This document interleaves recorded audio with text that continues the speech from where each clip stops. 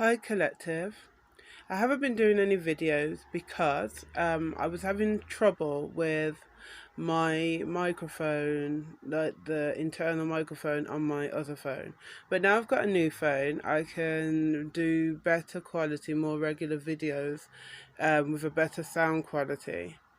So I haven't done a video, I think, for maybe a week or more, not sure, but I hope everyone's been okay.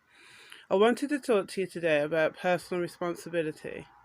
Now, personal responsibility is a massive thing in life in general, not just spirituality. You should always understand the things that are are what you have done and what you're responsible for, so that you can make the right choices after that. But the aside to being spiritual, especially empath, that you can feel personally responsible for things that are out of your control, because though we have our own consciousness, there's also a collective consciousness, and in 2020 there's a collective karma that we all have agreed to at some time in our lives, even if it was originally in our soul contract before we came here, or if it was a collective. If we agreed to it in a way where they showed us it, maybe in films and stuff, and we didn't, if you don't argue it, they've shown it you. So when it comes, it's like we've agreed to it. I know it sounds complicated, but it's the way things work. So you get many people, and I'm guilty of this myself, who say, know what your role in this world is and know what your gift is, but you feel like you've got a responsibility to make it better, to be the hero in the script, to save the world, to be an avenger. Well, the thing is, the best thing you can do is work on you, because what you do for yourself affects the whole. So if you look after you, make the right steps to keep your vibration as high as you can, which is something I've been struggling with recently. I'm not going to tell no lies. In this time, I've struggled with always keeping my vibration high, and I've had some low moments, but what that usually does, it's like a springboard. So when I bounce low, I fly higher. So, as long as you take responsibility for your feelings and how you go about sorting them, you can often get yourself back into a high vibration. So, don't beat yourself up for that.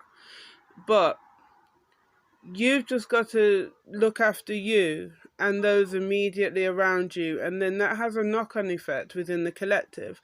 And when you raise your vibration, it can help and encourage others in the collective to raise theirs. The moment you try and look at this as a world task, it's an overwhelm.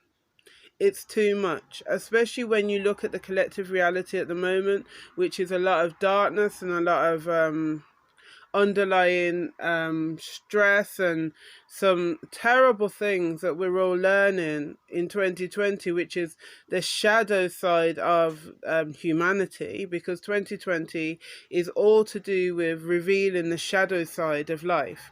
So we are seeing the things that have been hidden, like the other side to the moon. What happens in darkness must come to light, and it is coming to light. And that, when we focus on a lot of that, it can become like a bit of a overwhelm to think that you're going to try to solve all that, because you can't, not alone. But when you remember that you are part of a collective, and that you have a responsibility in that collective to yourself, then you start to realize that it's not such a big task.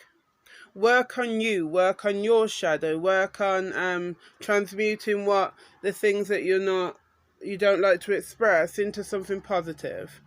Don't hold back on you, because that puts a hold back in the collective. So just work on your life. Make sure you're happy.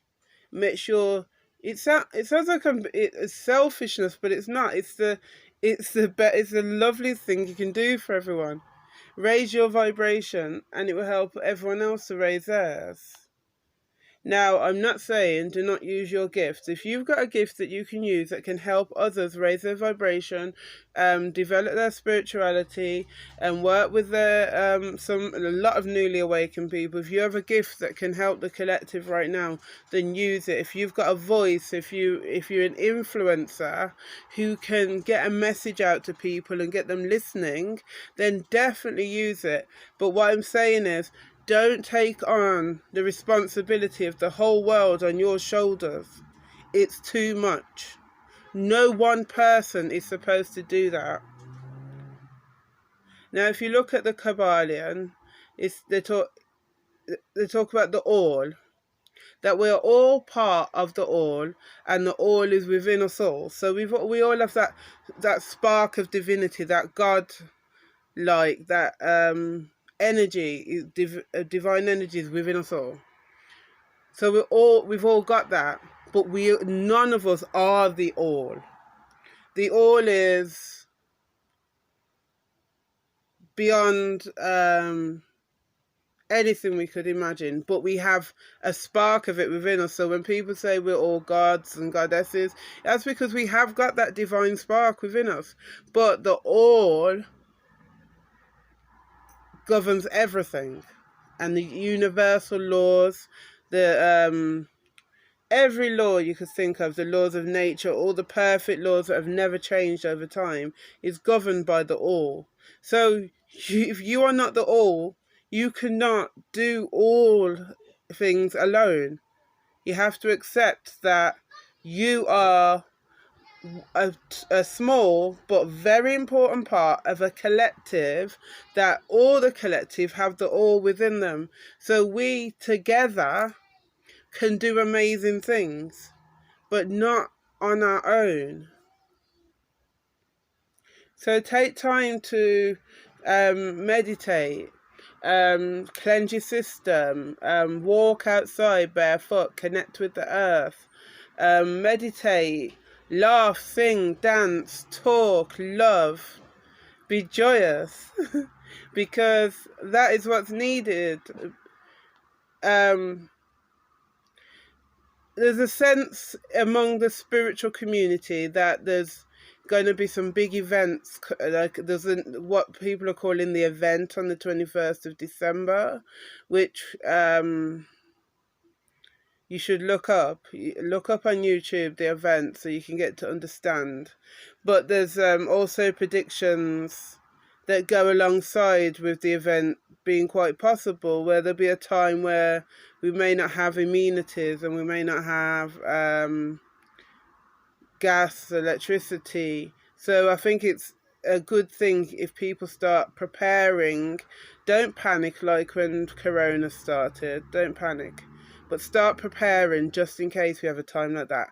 Have candles, canned food and stuff that's not, some things that are not perishable at the moment.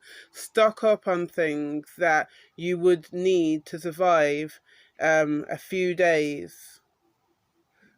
And you should do that anyway, in case at any one time there's suddenly another lockdown and you have to be in your homes, because I've seen things in Australia where they've locked people down and they're not even allowed out their blocks and nobody's allowed to take food to them. Remind you of an agenda, like Agenda 21,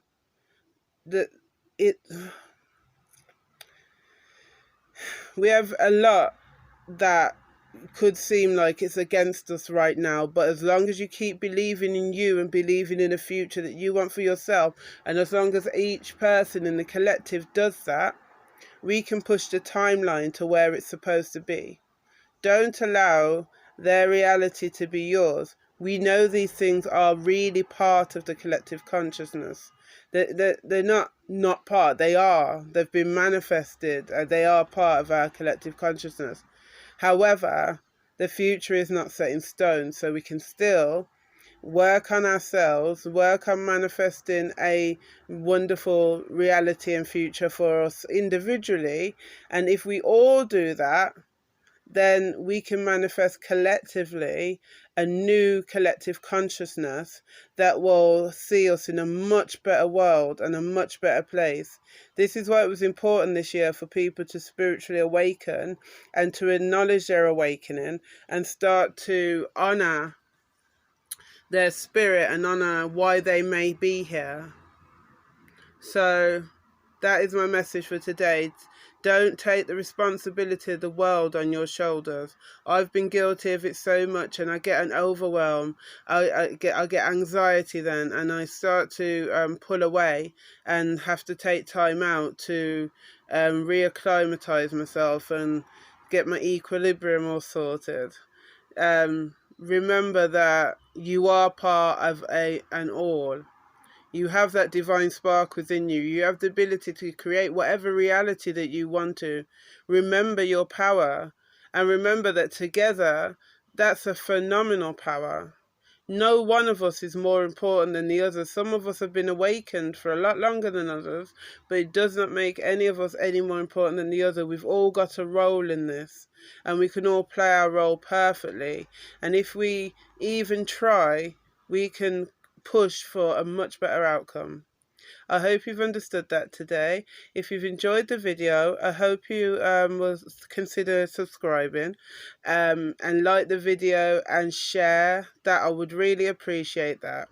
Well, I hope the ancestors keep you strong, blessed, focused, and accepting love and feeling love, because love is one of the most important energies in the universe. So love, love, love. Namaste.